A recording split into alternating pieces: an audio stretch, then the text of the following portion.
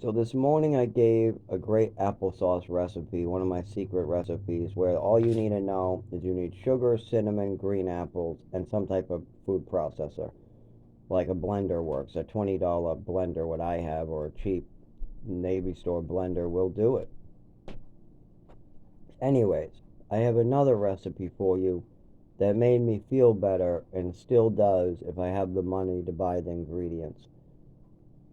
A portobello stuffed with lion's mane stuffing.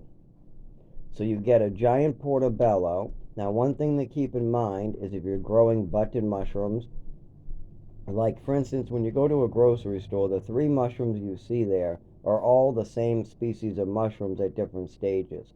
Those small mushrooms and the big mushrooms and the portobello mushrooms, what are really big, are all the same species most of the time, all those button looking ones.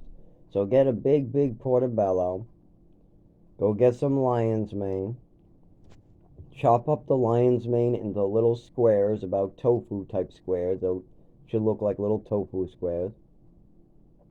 Then make yourself a stuffing. Make sure that mix in some butter. Stuff the portobello.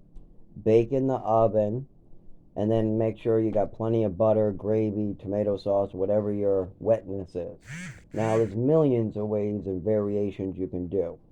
I have had a bear with olive oil instead of butter, chicken stuffing, beef stuffing, pork stuffing, make my own stuffing out of crackers, make my own stuffing out of stale bread. I've had to do my best.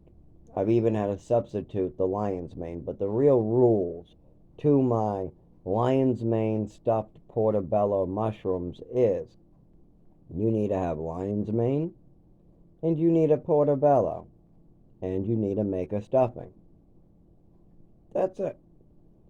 And if you want it healthy, make it healthy.